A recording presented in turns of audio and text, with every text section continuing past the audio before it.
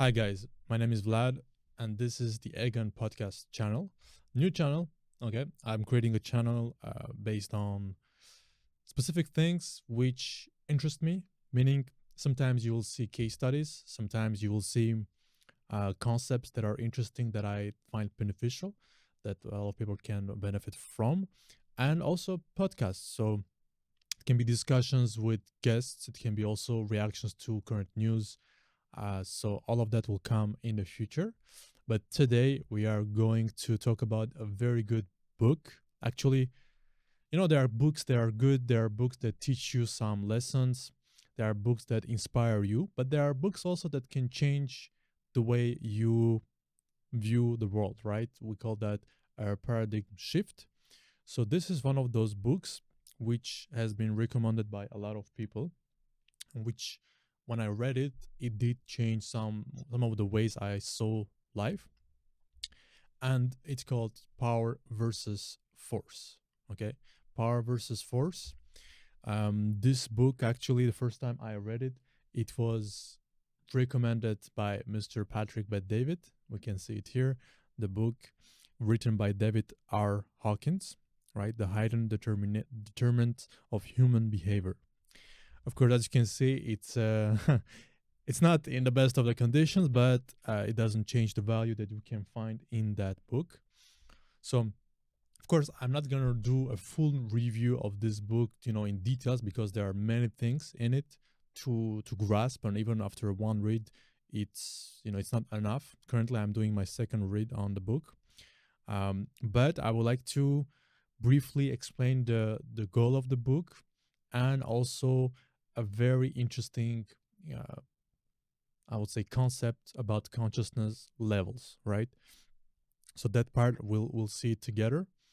But to explain it briefly, right? The book Power versus Force, from the first impression we'll have, it's that it's about maybe war, right? It's maybe about some specific things relating to force, but in reality, it's more, it goes further than, let's say, the everyday life, further than just war, further than just politics. It's about power just in the world and out of the world, in the universe, versus force. Anything that's forceful, anything that you're obligated to do, anything that, let's say, it's not powerful. To give an example, in the book, they give the example of Gandhi, right, from India, who did the revelation without even a war or anything like that. So he did use a power, because the power is unshaken. You cannot shake it, and it's not forcing you on some things. If we compare that with Hitler, he was using force, right? He was It was fake power, but in reality it was force. People using force to use his people, country, to get to his, let's say, goal, which he didn't, thank God. So that's the main thing in this book. And also it shows a lot of studies that this, if I'm not mistaken, he's a psychologist or maybe a psychiatrist, Mr. David R. Hawkins, and he has other books also, very interesting. I'm looking forward to read them. But he has done many kinesiologic tests, in which he is basically doing tests with people, and the test is reaction of our body to different types of ideas. Not just ideas, but I would say words. Meaning, for example, if you keep your hand like this, and you want to keep it strong, if a person tries to let it fold your hand, if you think about strong ideas or strong moments, powerful moments, the hand won't get folded easily. For example, if you think about joy, love, peace, you know, doing good things, your hand won't get folded easily. But in the other hand, if you think about anger, pride, negative things, your hand will go down, folded quicker. And he discovered that even that same thing applies to, let's say, artificial food versus natural food. So it has really good concepts. But now today, I wanted to focus more on the consciousness levels. which are described here. I did do, as you can see here, let me just show it to you. So you see there are many highlights that I took from this book, but I will go step by step into them. So we'll read not all of the book, of course, but some of the parts, because there are many interesting points. And also I did little table describing actually these levels of human consciousness, and to show it to you here, this is what it looks like, of course printed. So we'll go step by step, right?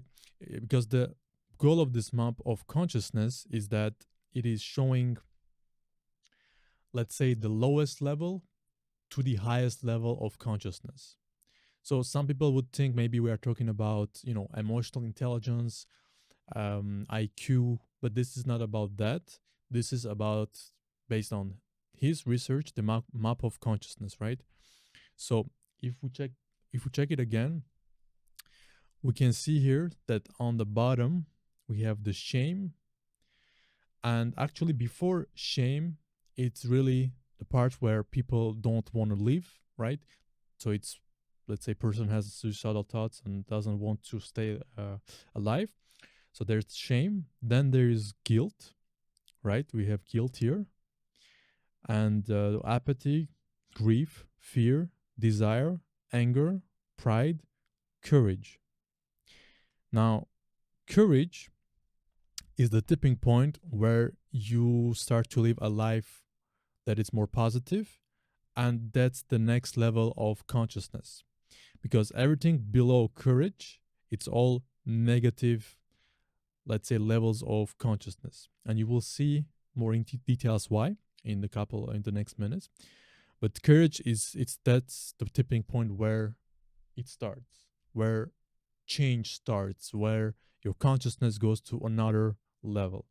And as we can see afterwards, so we got neutrality, willingness, acceptance, reason, love, joy, peace, enlightenment. So these are the levels of consciousness. Now, what's interesting to see is they did put these levels of consciousness with pointage here. And actually the pointage, it's important to understand that, let's say at courage level, if we go to 201, it doesn't mean that just it's 201. It's meaning it's exponential. So 201, it can be a lifelong journey of somebody to go to from 200 to 201.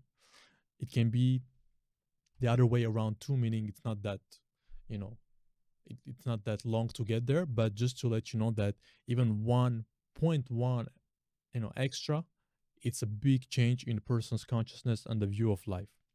Now, if we come back here, we can see that, so it goes from 20 to 700 and plus, which is the enlightenment. And based on their explanation, courage portion and below, more than 90%, or they were saying 95% of people are in this portion. Okay, so less than 200, it's the majority of people, they are in this portion. Now, the interesting part is that we can see here, the level, which is what we read, the log, and then there is the God view, life view, emotion, and process. So I will read this part actually for you. So just to go through it, and then we'll go more specific, okay? Because this is very, very interesting. For me, when I read this was very, very explanatory. So we have, in the shame level, we have, in terms of God view, it's despising. So when you're at that level, you despise God. Life view, it's miserable, okay? The emotion, the main emotion, it's humiliation. And the process, it's elimination. For guilt, God view, it's vindictive. Life view, it's evil. You see that life is evil. Emotion that person feels at that time, it's blame. Okay, they are blaming. And the process, well, it's the destruction. Because if you blame everybody, if you think life is evil, if you think God is vindictive, then the process is destruction. Apathy. If apathy, God view it's condemning, you see life hopelessly, you are in the emotion of despair, and then there is the abdication. So let me bring this here so you can see it too from your side. Then we have grief. So when you are in grief, you see God disdainful, you see life tragically, you have the emotion of regret, and the process is despondency. Then the fear, right? A lot of people are in the fear, and we can see that some medias, they are pushing that. The fear, we see God as punitive, we see life as frightening. You see all the news that are, most of them are bad, brings frightening. The emotion brings its anxiety, and it brings withdrawal. Then we have desire. So when we have desire, we are basically denying God because we are living for our desires. So we are denying God. We are seeing life more disappointing in some sense because you have desires, but if you don't get those desires, you have disappointment. The emotion is craving. You crave something, right? You crave riches, you crave maybe attention, fame, money, girls, guys, whatever it may be. And then what it brings, it's the enslavement because you are slaved to your desires. So let's say your God is your desires. You are connected to it. You think about it. You want it every day. It's your main focus. You care about it. So you are enslaved to those things. After desire, it's anger. So anger, you see God as vengeful. You see life as antagonistic, and your main emotion is hate. Right? Because you are in the anger, you are hating. The main emotion is hate, and that brings what? It brings aggression. So that can be something that we can see right now. What's happening with in the UK, right? There is many protests, many people rioting for different reasons. That for now we won't go into it, but it brings hate and aggression. And then there is this one, which is, we can see it a lot, right? It's pride. Now, some people will have first impression that pride is not a bad thing. When you are proud to have your country, from where we are coming from, you would say it's not a bad thing. But let's see here, like what it says. When you are pride, in terms of God, you are, what it says here, it says indifferent. In terms of life, you are demanding because you have pride. Because you are prideful and you are like, oh, I'm this, I have this, I got this status, I got these things, I got this material things, I have done this, I did this, did that. So you are prideful. And the emotion is, it says here, scorn. And in terms of process, is inflation. So you are inflated. It's, it's ego. Pride is ego. Now, if we go to the next level, it's courage. When you're on a courage level, in terms of the God view, you are permitting. So meaning that you are allowing the thought or ideas that maybe something exists that created everything we see, the heavens and the earth. In terms of life view, it's feasible. Because when you have courage, you think that things are possible. You think that things can get better.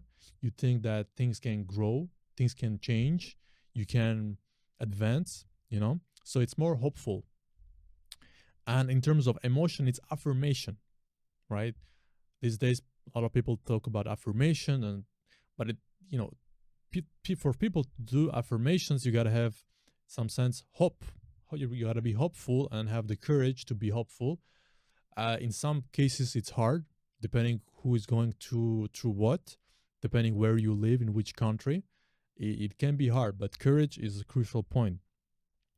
And the process, as we can see here, it's empowerment, right?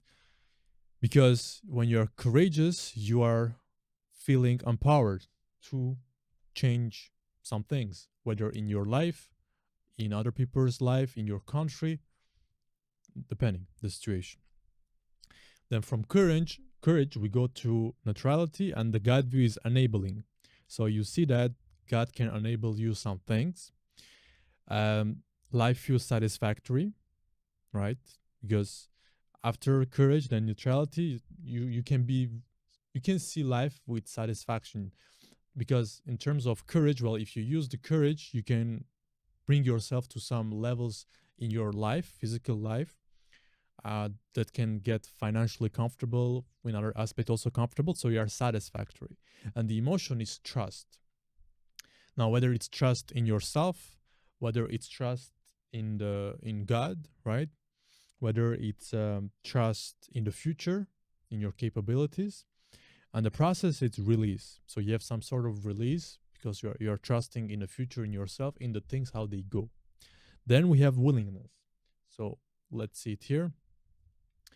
So in terms of willingness, you see God as inspiring, you see life hopeful, and you have the emotion of optimism. Okay, so optimism, you are and your process is intention. So you are willing to change something because you find that God is inspiring you. You find that life is hopeful. There are things that can be done, and then you're optimistic about it. Then we have acceptance. So God is merciful. Life is harmonious. You are forgiveness. So you are forgiving a lot of things to live a life that is harmonious. And then it's transcendence. Then we go to reason. So you are capable of reasoning, meaning to see both sides, not jump into conclusions, not to think that you know everything. You can understand other people's positions. And then in that term, you see life, you see God actually wise, wisdom. You see life meaningful. The emotion is understanding, and meaning that you start to understand some things that may be basic, but you understand it more deeply. And then the process is abstraction. From reason, we go to love. You see God as loving. You see life as benign. The emotion is reverence, and process is revelation. And just to let you know, reason, usually in our societies, like most developed societies, is pretty much most people will stop at reason. We are talking about people who have graduated Harvard, all these top universities, who have degrees, who are very intellectual. A lot of people who go over the courage point will stop at the reason point, because love and the real love and joy, that's something else. So joy, God view, it's one. Life view, it's complete. Emotion, it's serenity, and process is transfiguration. Okay. Then we have peace. So peace here, it's all being for God. Life view, perfect. Emotion, bliss. Process, illumination. So if you understand well, all of these levels, then we are talking about some spiritual beings who are, out of this world, or next level, we are talking about Gandhi, Jesus Christ, those spiritual beings that, from what I saw in the book, it's 1% in 10 million that can reach those types of levels, And then we can question ourselves, is it really a person? But that's another subject. So we have peace. We have God view, all being. Life view, perfect. I just read that. On enlightenment, God view itself. Life just is. Emotion, infallible. And process, pure consciousness. So this is very very interesting. It gives us the map of consciousness, right? But what I would like to do is to go with some, let's say, main points for each level of consciousness. So we'll check it together. So the first one we spoke about was shame, right? It was shame. So first one, the shame.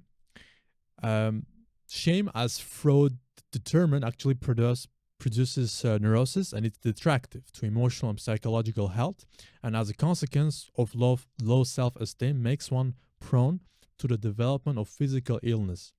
The shame-based personality is shy, withdrawn, and introverted. Now, for people who watch this video and be like, me, I'm introverted and all that, here he's talking about more in terms of when the person is introverted because they are shameful, and actually shame, it's a negative emotion, consciousness level, because you are not happy with yourself, with what you did. So it can actually lead to physical illness too. Sometimes it's not guilt, but it's shame. The guilt one is the next one. So the first level, which is 20 on the scale of 1,000, it's shame. As I mentioned before, 0, it's basically somebody who is suicidal. But you will see that based on what we go, and I will show you a chart that I did, magnificent chart like a Picasso did style. Jokes, you will see. But so that's the shame part. Now guilt, it says here, so commonly used in our society to manipulate and punish, manifests itself in a variety of expressions, such as remorse, self-recrimination, masochism, and the whole gamut of symptoms of victimhood. Unconscious guilt results in psychosomtic disease, accident proneness, and suicidal behaviors. Many people struggle with guilt their entire lives, while others desperately attempt escape by morally denying guilt altogether. Well, you see, the guilt part, it can be whether you feel bad for the things that you have done. It can be also whether the things that you don't do, right? You don't feel well in your body for those things. And for sure, depending the person, the things that person is feeling guilty for can be from a small thing. I forgot to call this person for their whatever birthday or whatever, and up to somebody who has taken the life of another person and they are feeling like something is wrong, not just only with what they did, but that maybe they didn't acknowledge it in them, in fully in them, and they didn't forgive themselves for that. So that can be really a big range of things. And also in religious terms too, people who are scared of the wrath of God, the sin, that's also something that can play on the guilt portion. So after the guilt part, we have here the apathy. So this level is characterized by poverty, right? Despair and hopelessness. Now again, apathy is level 50 on scale of 1,000, is characterized by poverty, despair, and hopelessness. The world and the future look bleak. So the future for the person who is on that level is dark, it's unhopeful, unfaithful, nothing is going well. It is a state of helplessness. Its victims, needy in every way, lack not only resources, but the energy to avail themselves of what may be available. And it says also, unless external energy is supplied by caregivers, death through passive suicide can result. Okay. So, as you can see, this is a view of life based on this consciousness level, which is negative. So you don't see that everything is possible. You see that everything is bad.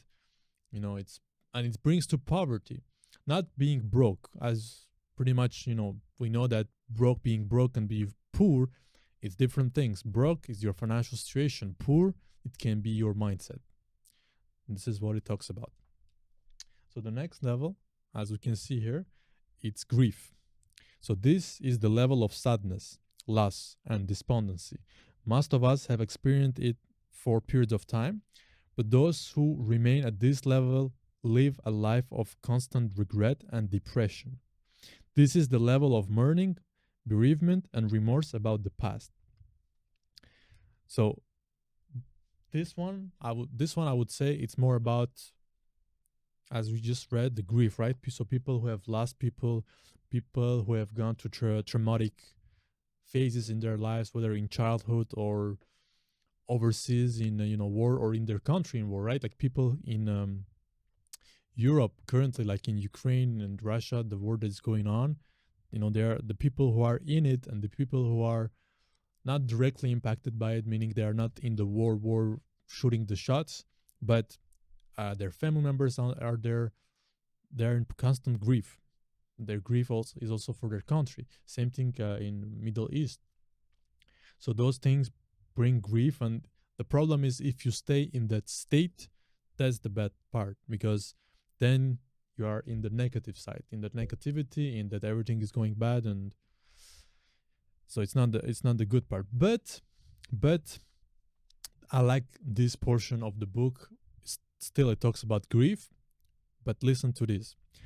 It says, though grief is the cemetery of life, it still has more energy to it than does apathy. Apathy was the level before. Thus, when a traumatized, apathetic patient begins to cry, we know he is getting better. Once he starts to cry, he will eat again. Right? So, what does this mean? Actually, this brings me to the point of the Picasso chart that I did myself here. I'll just show it to you here. So maybe you won't understand what's written here, but hey, I tried my best. I'm not a doctor, but I do write sometimes like that. So you see here, shame, guilt, apathy, grief. The reason I put it like this is because there is a reason. So to go from this level, which is 0, which I didn't put anything, to shame and then guilt. So in order to better your situation, you have to go through these levels of consciousness and emotions, let's say. So to get better, you got to go through shame. To shame, you got to go to guilt to apathy, and from apathy to grief. That's why in the book, it says, once the patient starts to cry, he will eat again. Because then we have the grief, then we go to the fear. And that's our next point. So fear, very popular these days. Well, these days, it's been 4 years, right, that it's popular. You know why, right? So here it says, at the level of 100, because fear in terms of consciousness, it's level 100. Again, on the scale of 1,000, it's level 100. It says at the level of 100, there is a lot more life energy available, because fear of danger is healthy.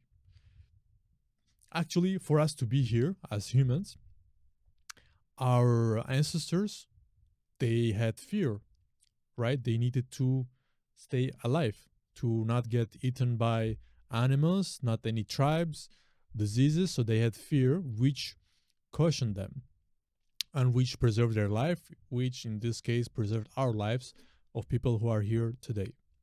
So what it says that today the media and advertising play to fear to increase market share. And that's true. Whether you look the news or anything like that, you will see that the fear portion is the main selling portion. There are, the news, they can be real. Sometimes they can be fake news, but they are selling the fear part to take market shares. And market shares not only in terms of money, but also in terms of real estate that they have in your head, right? Because then you are hooked on, okay, what's happening next, what they say, what she said, what's happening in this country, what's happening there. And all of that, it's, the goal is to keep you attached and as a customer, right? It's not for no reason that ad companies, they pay a lot of money. Super Bowl, how many billion of dollars, ad companies paid for it, because people had their attention glued to the TV on the streaming service and all that. So fear is very, very much used in today's, actually it always have been used, even by kings before. So the proliferation of fears is as limitless as the human imagination. Once fear is one's focus, the endless fearful events of the world would feed it. Meaning, Once you live in the state of fear, everything that happens in the world that it's bad, and most of the things that you will see on the news is bad, you will feed it. Okay, it's basically finding the food for your thought. But hey, in this case, it's the wrong choice because you are choosing something negative, something that gives you fear, not hope, not courage, not motivation, not inspiration, but fear. So that's the consciousness, and unfortunately, a lot of people live in that level of consciousness. Some people because of their upbringing, right? Because of their country, their culture, even their environment. But in the developed countries, you would think that it wouldn't be the case, but it is still the case. And sometimes it can be due also to education, the education system of that country also, but it can be many parts. And so we can see here that it says fear limits growth. Okay, so it says fear limits growth of the personality and leads to inhibition because it makes energy to rise above fear. The oppressed are unable to reach a higher level unaided. Thus, the fearful seek stronger leaders who appear to have conquered their fear to lead them out of its slavery.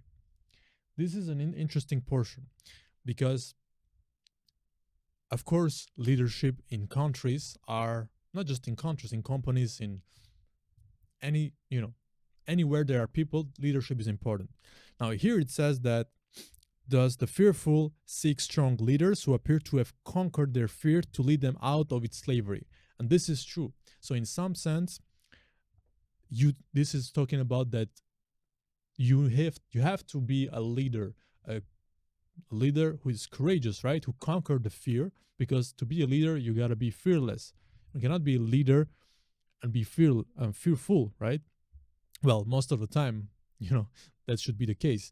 But that's why it mentions here that the people who are living in fear, they look up to people who are fearless, who have conquered that fear to go through them. And one line that was interesting, it says, fear limits growth of the personality and leads to inhibition because it takes energy to rise above fear. The oppressed are unable to reach a higher level unaided.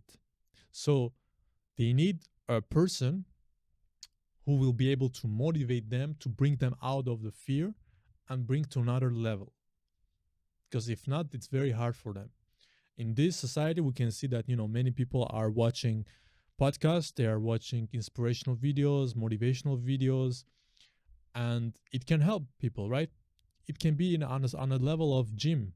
People who are going to gym and want to go to gym or not comfortable, they are watching reels on Instagram or whatever, and it inspires them. They see a girl or a guy who has been doing a transformation of the body, and then you see, oh, it's inspiring. So your fear, it's getting smaller because you have a leader who is bringing you up, even virtually, not even knowing you or talking to you, even in another country. So that's something that does work. That's why people talk about mentors.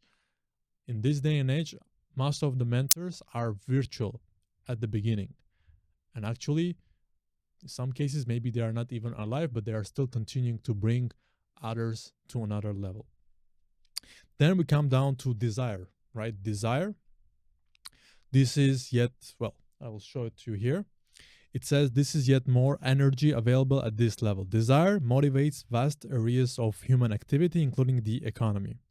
So advertisers, they will play, of course, on desires to program us with needs linked to instinctual drives.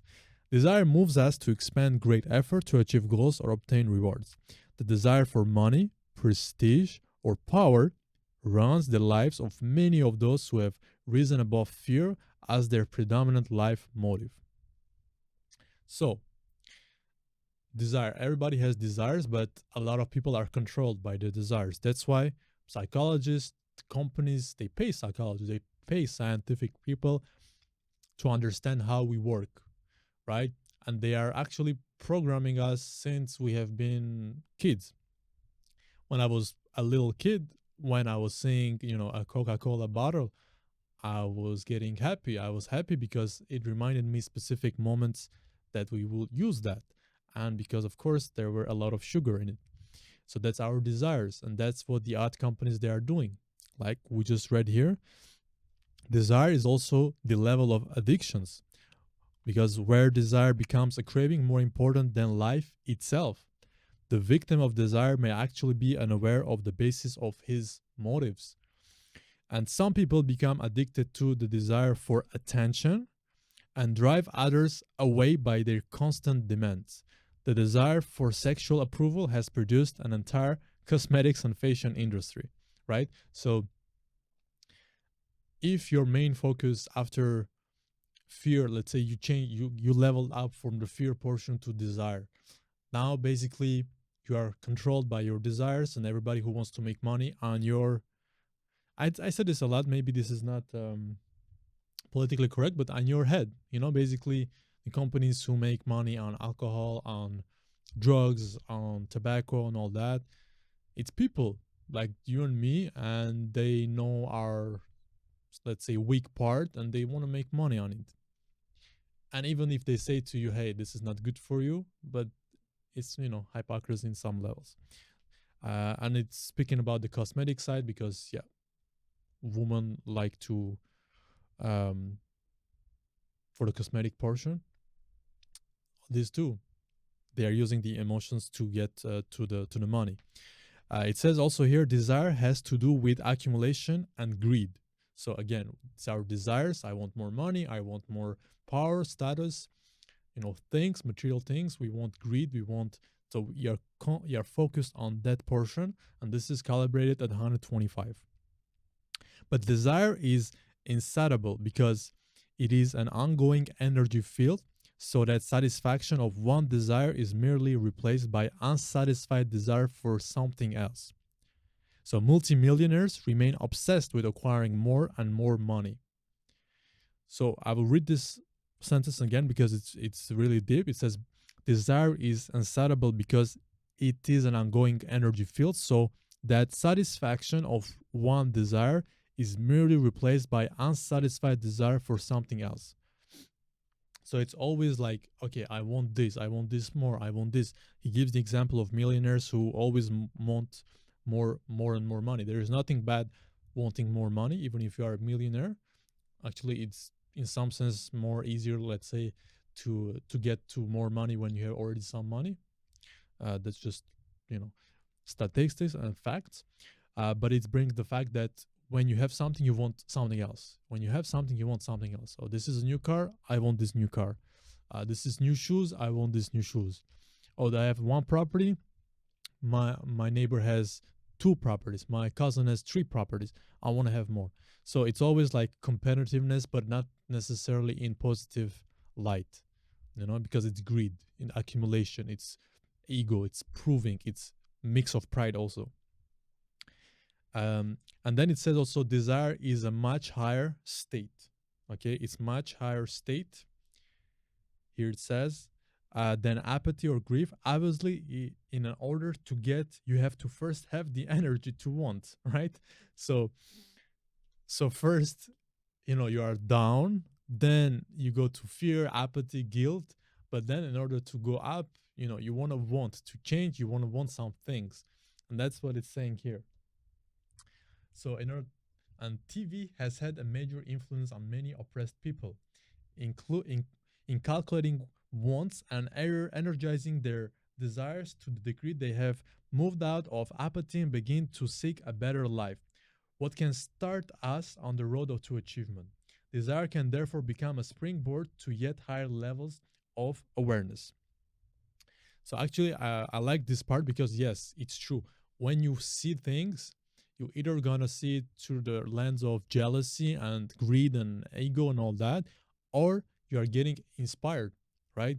You want things, and to achieve those things, well, you gotta, in some sense, self-improve, work on yourself, advance in life.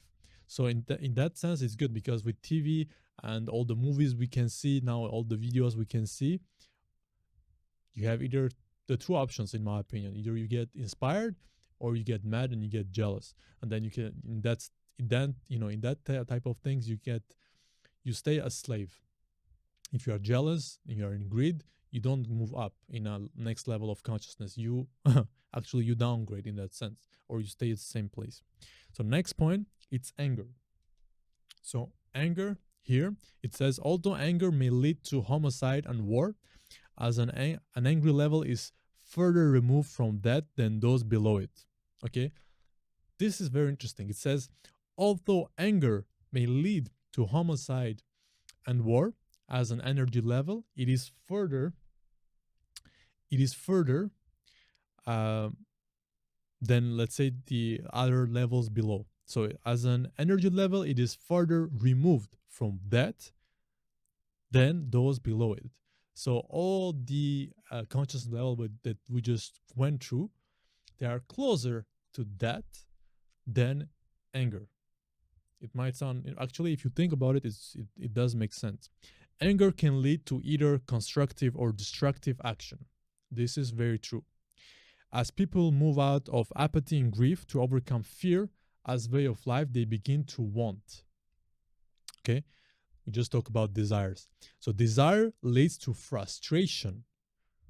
And we see this every day. The number of people I have seen who are younger, very younger than me or my friends, we see it a lot. Desire leads to frustration, which in turn leads to anger. Okay?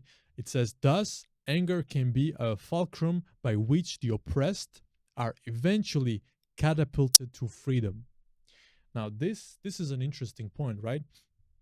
Because in the ancient times, when the population was angry, when they saw that the king was eating all the food and nothing was left for them, and they were hungry, and the aristocrats, the bourgeoisie were getting all the money, they revolted, they got frustrated, and they did change some things. We can even give the example of United States with the founding fathers, because the population, they were angry with the taxation, right? They were getting taxed by another country for what? Because the king wanted more money. Like, it brings the frustration, the anger. But this point, which is very true, is that fear as a way of life, as people have moved out of apathy and grief to overcome fear as a way of life, they begin to want, and desire leads to frustration, which leads to anger. So these days, a lot of people see on their Instagram, online, people who are making it, right? They are saying people who are popular on, for the podcast, for their videos, they're famous, they're making money. So it brings them frustration. What I was just talking about with the desire, you can be inspired by it or you can be jealous about it. So it brings frustration and anger. And that's the question, what do you do with the anger? But anger, it says, expresses itself most often as a resentment and revenge, and is therefore volatile and dangerous. Now, is it good to do revenge?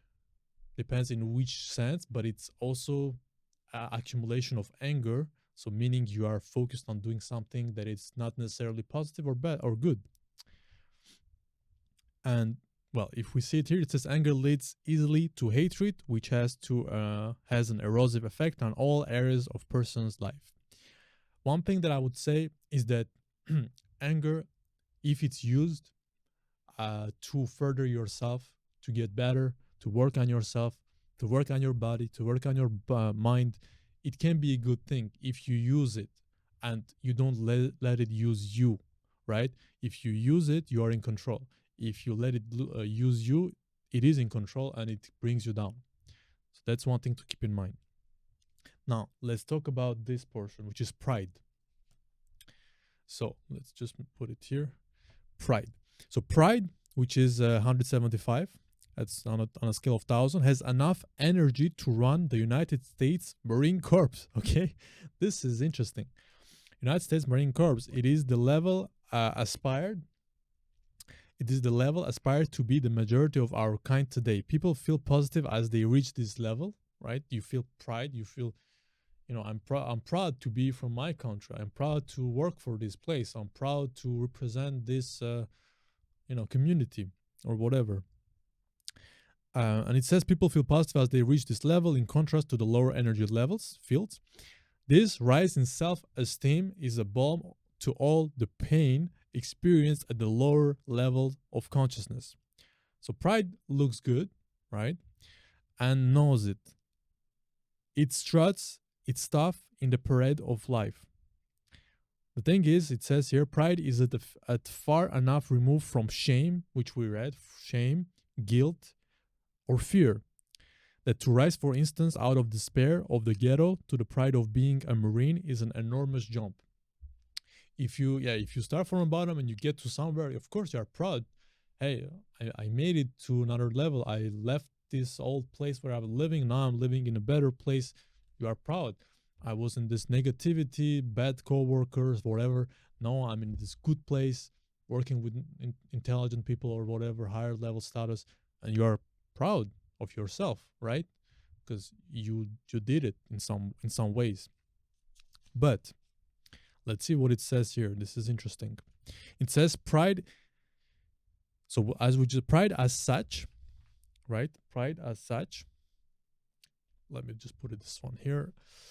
It generally has good reputation, is socially encouraged. Yet, as we see from the chart of the levels of consciousness, it is sufficiently negative to remain below the critical level of 200, which is courage. This is why pride feels good, only in contrast to the lower levels, which makes sense. To the lower levels, if we check guilt, fear, apathy, shame, all of those things, if you look pride and desire even, it is positive. But if we look to the other side, courage and above, it's not positive. So the problem as we all know, is that pride goes before a fall. If you don't know from where it comes from the Bible. Proverbs. Pride is defensive and vulnerable because it is dependent upon external conditions, without which it can suddenly revert to a lower level. The inflated ego is vulnerable to attack. Pride remains weak because it can be knocked off its pedestal into shame, which is the trait that fires the fear of loss of pride. So again, this last sentence. Pride remains weak because it can be knocked off its pedestal into shame. So you can go from pride, and then you can go to shame easily because of your ego. Because sometimes when you're proudful, you can do things, say things, act in some ways that when you realize, oh wow, what I'm doing, it can bring you to shame because you're not proud of yourself. And when you're not proud of yourself, you feel shameful. Then that's why you go down. So let's come back here. So it says here that the inflated ego is vulnerable to attack. So this we read. Pride remains weak because it can be knocked off its pedestal in shame, which is the trait that fires the fear of loss of pride. Pride is divisive and gives rise to factionalism. The consequences are costly. Man has habitually died for pride, and that's true. Armies still regularly slaughter each other for that aspect of pride called nationalism. And we can see that religious wars, political terrorism, and zealotry, the ghastly history of the Middle East, which currently goes, Central Europe, which pretty much currently goes, are all the price of pride, which all of society pays. And I would say not all of the society pays, but most of it, because we all know there is a portion of the society that doesn't pay the price. But this is very true, that pride, all of the things we see, all the bad things we see currently, it's connected to pride, right? You are too proud to say that, hey, the other side is maybe right. Maybe I am wrong. Or maybe they are wrong in these things, but they are right in these things. Oh, you want to take this territory? How? Never. We are too proud to say, hey, let's talk. Let's have a discussion. Let's negotiate. Let's put our pride, like this is an expression, let's put our pride, our ego to the side and have a one-to-one talk. But if you multiply this to level of countries, then that's where we can have what's called wars, right?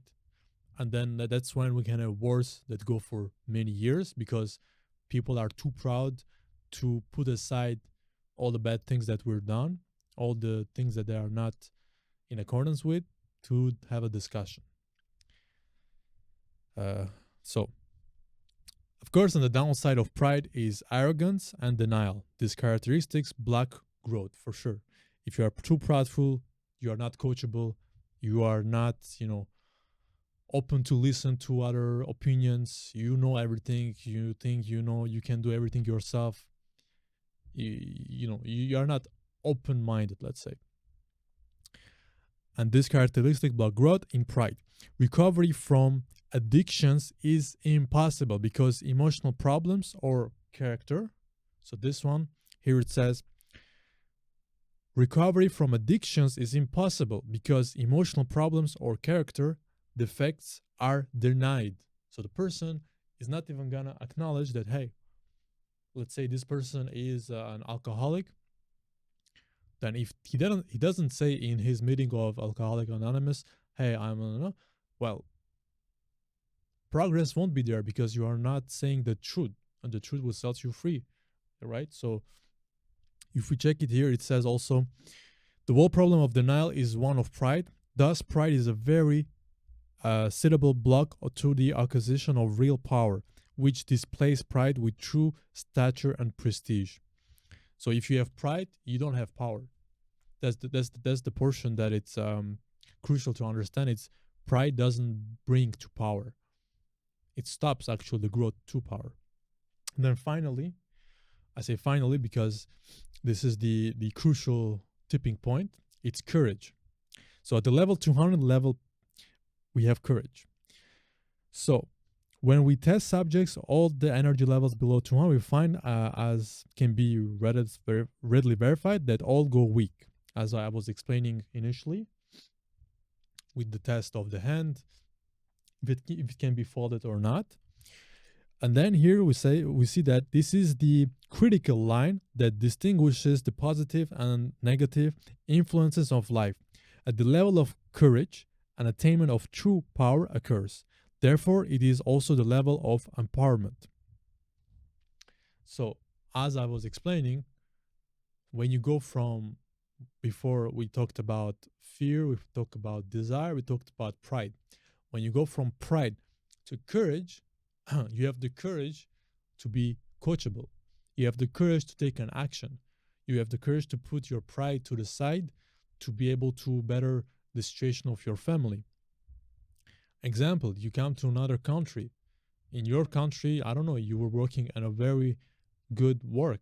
You have big status. Now you're starting your life at zero, like many people do. Many legal immigrants who come to other countries to start for a better life, they have to put their pride to the side in order to grow, right? Because if you don't put your pride to the side,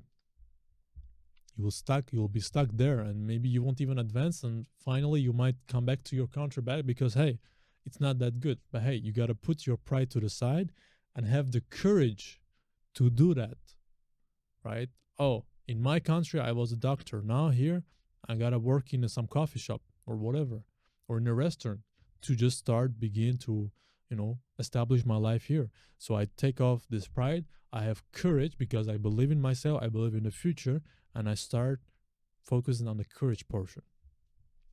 And here it says, this is the zone of exploration, accomplishment, fortitude, and determination. At the lower levels, the world is seen as hopeless, right? Hopeless at the lower. So you have the 200 courage, and all below, it's hopeless. It's also sad. It says, it's seen as hopeless, sad, frightening, and frustrating. A lot of people in more developed countries, they are not necessarily in, let's say, hopelessness. Some of them are. They're not necessarily in sadness or frightening, but they are in the frustrating because they feel like they are not in control. They feel like the government is in control. They feel like they don't have the choice. They don't have the say. It's frustrating. But at the level of courage, life is seen to be exciting, challenging, and stimulating.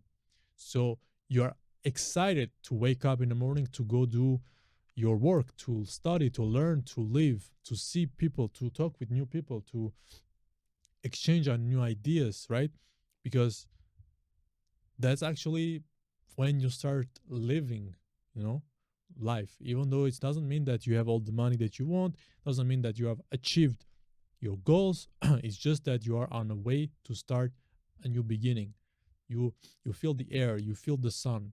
It's courage. Life is hopeful, not hopeless. So let's come back. Let's come back here. It says also that courage implies the willingness to try new things, right? And deal with vicissitude of life. The vicissitude, this is an interesting word. I'm just gonna show it to you here so that you can see. It says here, so the vicissitudes of life. At this level of empowerment, one is able to cope with and handle effectively the opportunities of life. At 200, for instance, there is the energy to learn new job skills. Growth and education becomes attainable goals. There is the capacity to face fears or character defects and to grow despite them. And anxiety does not cripple endeavor as it would at lower stages of evolution. Okay, so there is capacity to face fears or character defects and to grow despite them. And anxiety does not cripple endeavor as it would at lower stages of evolution. Obstacles which defeat people whose consciousness is below 200 act as stimulants to those who have evolved into the first level of true power. Now, this is deep. Now, this is very deep. I will just read again this portion because it does give a lot. So it says, courage implies the willingness to try new things and deal with the vicissitudes of life. I hope I'm saying that word correctly. If I'm not, pardon me, whoever is English teacher out there. So, if you have courage, you are willing to try new things. As simple as that. So at that level, you handle effectively opportunities of life. Whether difficulties come out, whether something new come out, whether an offer that you can, go with, you are looking at it, you are looking forward to it. You are not, doesn't mean you don't have fear, but you do have the courage to combat that fear. And it says at the 200, for instance, there is the energy to learn new job skills. Key part, the energy to learn. I'm back. Yeah. So this is the important part to explain because it says here, growth and education becomes attainable goals. Okay, growth and education becomes attainable goals. There is the capacity to face fears or character defects and to grow despite them. And anxiety, okay, the anxiety portion, which all of us deal with, does not cripple endeavor as it would at lower stages of evolution. So when you are in the fear stage, anxiety comes, you are crippling down easily. Shame, same thing. Guilt, same thing. Apathy, same thing. Desire, same thing. Because you're anxious for your desires, you're anxious for your fears, you're anxious, guilt. But at the courage level, you handle it better. So, and obstacles which defeat people whose consciousness is below 200 act as stimulants to those who have evolved into their first level of true power. So, all the obstacles below the 200 level, they act as stimulants, like fire, fuel, for people who are getting on the 200 level of consciousness. So let's come back to here. So people at this level put back into the world as much energy as they take. At lower level populations as well as individuals drain energy from society without reciprocating, because accomplishments results in positive feedback, self-reward, and esteem become progressively self-reinforcing. This is where productivity begins. This is deep. So people at this level, they put back into this world as much energy as they take. Meanwhile, at lower level, populations as well as individuals, they drain energy from society. They they want, hey, give me money, give me food, give me this, give me, let's wasting time. They're wasting time. Like, give me money, give me food. Let's spend just time together. You know, I always say, you either spend your time or you invest your time. Just spending time that's draining energy, without actually from society, without reciprocating, because accomplishments result in positive feedback. You have the courage, you do some things, little small things, you have good results, you get positive feedback, and then at some moment you get rewards, or you self-reward. Hey, I did a good job, I'm gonna go to a restaurant, I'm gonna go, let's say, buy something for me. So that's a good thing. And esteem become progressively self-reinforcing. I think this is the key word, self-reinforcing, right? Meaning, your actions that you do, they are self-reinforcing your esteem. It's not external things that reinforcing your esteem, self-esteem, your confidence. It's your actions. So it's basically you're building a house, and all those actions, all those results, feedback, self-reinforcing, self-rewards, feedback from others, accomplishments, failures, they're all building here, and it gives you it creates your self-confidence. And actually it says here that's where productivity begins. So it says here the collective level of consciousness of mankind remained at 190 for many centuries, and curiously only jumped to its current level of 204 within the last decade. This book, for sure, it was written, if I'm not mistaken, beginning 2000s. So it says at that time the conscious level of humanity was around 204, right? 204 on a thousand, it's very, very low. Okay, so for this episode, I will stop here, because there is other levels to explain. Also, I will do a part 2. For the time being, thank you for watching. If you found that this book is very interesting, go check it out, go buy it. Personally, I found it very interesting. There is also a website where you can buy used books with good quality, thrift books.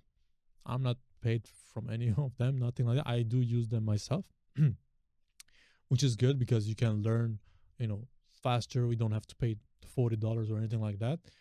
So get it, read it a few times. Me, myself, I'm rereading this book because there is a lot of wisdom in it, a lot of things that can change your life. And actually the book, the author itself, he says that after reading this book, you will not stay the same person in terms of the way you see things, right? And the way you calibrate things. So, and share this video. You can share this video, you can share the clips, the short form, share it with people just to show them this thing, because some of those things are simple, but when you put it like on a scale, you can see that it does get clearer and it can change the way we see things. So share it, like, subscribe. This channel is brand new, it's fresh. Other things are coming this type, and also I would say reaction videos, live podcast. Well, I will do also analysis of concepts and case studies. So a lot of things will come in the future, but I will do part 2 also with the remaining of the consciousness levels and other subjects regarding this book. Thank you for watching. My name is Vlad, and see you next time. Peace.